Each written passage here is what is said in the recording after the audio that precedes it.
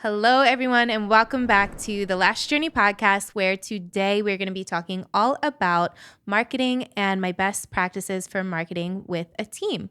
I like to think I'm a little bit good at it. So I just want to tell you all my tips and secrets, and hopefully some of this helps you to be able to motivate your team as well. So let's get right into it. Let's talk about what is different about marketing. Now it's 2023 and things are changing, right?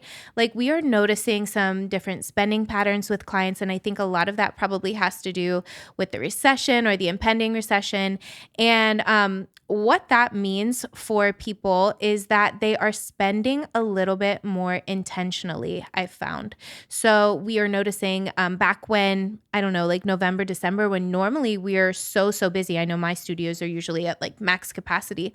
All of a sudden, I'm starting to see a little decline in services. And it kind of got me spooked a little. I'm like looking at my numbers, like I've never seen numbers this low before, not necessarily in our, like what we were bringing in, but as far as how booked we were. So like how many hours we had available versus how many hours we were actually booked, our utilization or productivity. And I started noticing that that number was going down in a month that I would have thought that we would be doing great. So I really had to pull back to the basics of business knowledge and know like what kind of affects that. And I started really pouring into something called perceived value, or like how others are viewing your business. Because in my opinion, if I'm going to spend money with a brand, it is because I believe in their values. I'm aligned with their values. And what marketing is going to come down to is how do you get your clients to really align with the values that you've set forth in your own company? So I think the first step with that is to actually define what those values are. So you're going to need to define your mission, your vision, your values. I talk about this all the time. But I think that the other thing you need to think of when it comes to that is how that is going to set you apart from other people in our industry. Because, after COVID hit, we saw this huge influx of new lash artists and people into our industry, new beauty providers that are, now getting to the point where 3 years later, like they're pretty good too. So it's not just that good work that is standing out anymore and bringing clients in. If you want to become a client magnet and you want to become that person that all of the clients are wanting to come to naturally, it's not necessarily your work. It's how you are communicating your brand message to them. So I want to help you figure out how to do that today. And like I said, first step, we're going to actually define what it is. But then what I need you to do is figure out how you are going to take that mission, vision, and value that you've set forth for your company, the values. And I want you to figure out how you can properly communicate that to your employees to help you with marketing. Now, I know some of you are probably going to think I'm crazy because there is such a huge divide in the industry. And I see so many business owners who are putting it out there like, oh, I don't want my employees to market. I want everything to be cohesive. I want to control the marketing myself. What else do I hear? I've heard don't let your employees market because, maybe they don't have your same messaging. And I would probably say that's the furthest thing from the truth for how I run my business and how I want to grow my business, because I am super big into creating this healthy environment in my workplace. And I think that, if we all buy into the vision, we can all help the business move forwards to that. So how do I do it? Or how did I start getting them involved in it? Well, I'll tell you the mistakes I made first. So I knew how important defining the mission, vision, and values were. And I knew how important it was to communicate that in my messaging, in my social media, by not just posting, here's a fresh lash set, book the appointment. Here's permanent makeup, book the appointment. I knew that we had to kind of get into the minds of our clients and communicate what we were trying to do, not just sell all the time, but connect with them and show them what our brand is about and what our employees are about and why we love what we do so much. All of that goes into, proper marketing and effective marketing. That's a good word. So when it came time to really kind of like ramp this up, I am very lucky to have a social media director on board with me. She is an employee who happens to be a manager for me too, who took a really great liking to social media, to learning how to create reels, and she had a very like natural affinity to it, and we work very well together. She was super coachable, and we've been working these past couple of years to really fine tune everything and get it right. But when we started realizing that we needed to kind of create this new content, not just the like here's some pretty work, and we needed to really get into showing the personalities of our employees, showing the personalities of our clients and what our clients like we knew that we had a little bit of a project ahead of us. And we started brainstorming ways to get our employees to buy on, because I will be the first to tell you that at first they wanted nothing to do with it. So I know that we were getting frustrated, because normally we would just be like, send us a picture of lashes, send us a video of lashes, like we'll do everything for you, like don't worry about it. But for them, it just wasn't habit. And I don't really think that they understood like what they were going to get out of it. And when you have, especially when you have commission-based employees, sometimes, or gosh, yeah, even hourly, like sometimes when you have employees, like they just expect like you to do the marketing. Or I see a lot of other coaches out there, or people in the industry who are saying like, you are the one that wants to control that, or you should be, as the salon owner, you should be the one who's taking care of that, and employees just want to sit back and do nothing. Like I don't necessarily buy into that, because I know that what it comes down to is communicating with your employees and like trying to actually understand like what it is they do or don't like and why, and how you can move past that point. So for me, when I first started to trying to get our employees to collect content for us, there was definitely a little bit of pushback. And it was like really frustrating at first, but then as soon as it clicked with me, things just got so much better. And here's what I did. I had them, we went into our like monthly meeting, and I sat them down and I was like, okay, talk to me. Communication, guys. So talk to me and tell me what it is about content that like you're either worried about or scared about, or like what makes you not want to do it. And I got a lot of answers like, I don't know what you would expect. I don't know if my work is good enough. I'm really self-conscious about my work. I don't know how to take content. And these were all super, super valid responses. But at the same time, those were really easy responses to be able to coach through, because I can show them like what we're looking for. I can show them my studio manager, her process for how she strings reels together, and like how we like good lighting, and like just by telling them what kind of clips that we needed to get. I think just communicating that was like part of the puzzle. I think that if you just like give an employee, a task like, hey, I just need you to create content. We need content. Like you seem like, you're just like a dictator who's just trying to get things, and they don't know why they're doing things. They just think you're giving them a new job or a whole different job for no reason. So I think being able to sit down and like ask them what was holding them back. And then once I actually explained to them what I was trying to do with our mission, our vision and values, and how we were communicating that to the clients, like I already knew my employees were bought into those three things, but when I told them why I was asking for content, and it like all of a sudden just dawned on everybody like, oh, okay, like this makes sense. Like I kind of explained to them, like if we are not ahead of this, like the people who are going to end up kind of taking our place. Like it doesn't matter that we've been around for a really long time. It doesn't matter that our clients love us. Like they're looking for something different. They're looking for somebody to align with, and they want to make sure that, we are giving the best customer service, but people are looking to social media pages now to really understand, like, is this a brand that I want to book with? And at the end of the day, the health of the brand depends on like the health of the brand, like their paychecks, the people who are coming in, like that's a collective effort. Like we are a team effort when it comes to that.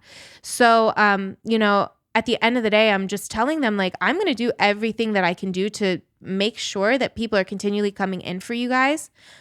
But if we're not doing anything we need to understand at the same time what the implications of that are going to be. And I think the best thing to explain to them and show them was the fact that I do track the numbers of the business, and the fact that I could speak to the fact that things were changing and we weren't, 90% booked out all the time, 85% booked out all the time. Now we're seeing numbers like 77, like 74 one month. And those percentages are a little bit scary when you're not used to that. And I know for a fact that my employees have been seeing those gaps on their books. So it was like a collective group effort of like, hey guys, what can we do to strengthen the business and make it better? Like, I'm going to give you all the tools, right? Like I'm going to coach you. I'm going to do all these things, but like, we're going to figure out like how to make things work synergistically together to get to that end mission. And when you have employees who are like truly down for you and loyal, like it's like all you have to do is really talk to them about it, and like they get it because they respect you and they respect the business and they love where they work and it's a healthy environment. Like, I'm not coming down on them for I'm not like driving them into something that doesn't make sense. And I think that's really the biggest difference is when you just start making up rules for no reason and people don't understand why you're making those rules. They're gonna push back no matter what it is. It could be dress code, it could be vacation policy, or like telling somebody that they can't have off. Like employees just want to be in the know. And I think that as soon as I really explained to them why I was asking for this or why we were doing this, it just got so much better from that standpoint. And then the second thing that I did, which was really cool, was I started making my monthly, I was incentivizing them with contests. So when I do that, what I like to do is think about like, okay, as a business as a whole, what do we need more of? And right now at that moment, it was content. It was content and under like really making it easy for them to get it. So the first thing that we did was created what we called content bingo. And we took just like a whole list of, a sheet, and we made a bingo sheet out of it and had specific things that we were looking for in each of those squares. So like, for instance, it could be like a fresh full lash set, or giving a client a lash bath, or making, a few different volume fans. We had like these little specific things, and all of those things were well thought out by my social media director and I as to how is this going to connect with the client? How is this going to, who is this speaking to, and what are we trying to do with it? Because we have a couple of different marketing pillars. We like to educate. We like to educate our clients. We like to educate other estheticians, and we want to connect with our clients and show the beautiful work that we do. So some of those were showing off the work, but some of them were things like, a client interview, or interviewing. This was one of my favorite ones, interviewing the actual employee. So having them give a video, basically answering a couple of questions that I set out, like, why do you love what you do? Why do you love working at LaBelle? Why do you, whatever else, something that that a client would watch and be like, wow, that seems like a really great person. Like this seems like a really great person. This seems like a really great studio. I align with this values and like what these values and what that person just said. And it makes it that much easier for them to book.